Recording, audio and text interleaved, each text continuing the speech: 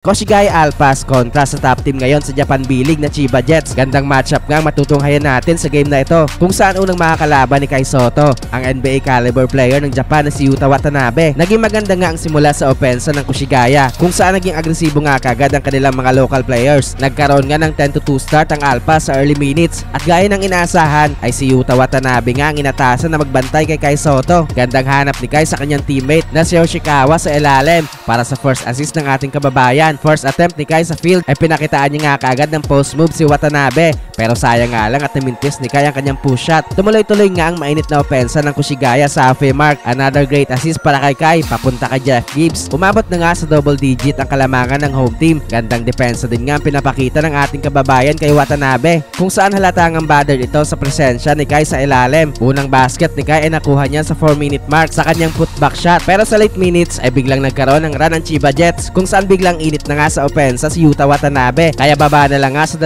puntos ang lamang ng Alphas. 23-21 end of first frame. Second quarter ay tumuloy-tuloy nga ang run ng Chiba kung saan nakuha na nga nila ang kalamangan. Nakapag-drop pa nga ng foul si Kai sa kanyang poster dunk attempt, pero na-split lang nga ng ating kababayan ng kanyang free throws. Napapasok na nga ng Chiba ang kanilang mga outside shots kung saan nagpaparamdam na nga sa kanilang opensa si Yuki Togashi, pero nagkakaroon din naman nga ng sagot ang Koshigaya sa mga baskets ng Chiba, kaya halos hindi nga nagkakalayo ang score ng both teams. Nakuha na din nga ni Kai ang kanyang ikalawang field goal sa 6-minute mark sa kanyang another putback shot sa sarili niyang mintes. Biglang init nga sa opensa itong si LJ Pick sa halfway mark, kaya nakuha na nga ulit ng Alphas ang kalamangan. Nice deflection ni Kai sa pass attempt ni Watanabe. Nagresulta nga yan ng turnover. Hindi naman nagustuhan ni Kai ang pagsiko sa kanyang likod ni Watanabe kung saan makikita nga natin nagkakasagutan ng dalawang players after ng play na yan. Natawagan nga dyan ng foul si Yuta na nagresulta ng 2 free throws ni Kai Sotto na pareho niyang naipasok. Balik na nga sa Alphas ang momentum sa late minutes. Nabigyan nga ulit ng opportunity si Kai sa free throw line kung saan pareho niya nga ulit na ipasok ang kanyang 2 free throws. Lamang nga ng 7 points ang Koshigaya,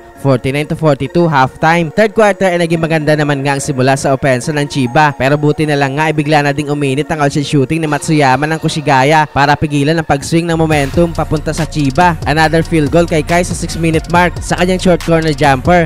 Nakaka 11 points na nga so far ang ating kababayan. Balik na nga ulit sa double digit ang laman ng Koshigaya sa halfway mark, pero sa late minutes ay nagkaroon nga ulit ng run ang Chiba para idikit ulit ang kanilang score sa Koshigaya. Step up na nga ulit offensively si Togashi na biglang uminit ang outside shooting. Naging pamatay sunog naman nga itong push shot ni Kai sa elbow. Lamang lang nga ng 1 puntos ang Koshigaya, 66-65 end of third frame. Fourth quarter ay tumuloy-tuloy nga ang mainit na opensa ng Chiba kung saan balik na nga sa kanila ang momentum. Another field goal kay Kai Sotto sa kanyang 2-point jump shot para ibaba sa 1 puntos ang kanilang hinahabol. Naging agresibo nga sa opensa ng ating kababayan kung saan nakapag-draw nga ulit ito lang foul sa 5-minute mark. Pareho ngang naipasok ni Kai ang kanyang 2 free throws, kaya balik na nga sa Koshigaya ang kalamangan. Pero after nga niyan ay biglang to make over sa opensa ng Chiba ang kanilang mga imports. Na posterize pa ang ating kababayan ni Jonathan Williams, pero agad gang nagkaroon ng counter ang home team kung saan step up sa kanilang opensa ang kanilang mga locals, kaya hindi nga basta makalayo itong Chiba. Big 3-point shot kay Matsuyama sa 2-minute mark para bawiin ang kalamangan sa Chiba. Nagkaroon nga ulit ng much needed 3-pointer si Matsuyama sa 1-minute mark para i-maintain ang lamang ng Koshigaya. With 50 seconds ay nagkaroon ng panabla na 3 ang Chiba Jets. Sa last possession ng Chiba ay nagkaroon ng basket sa Togashi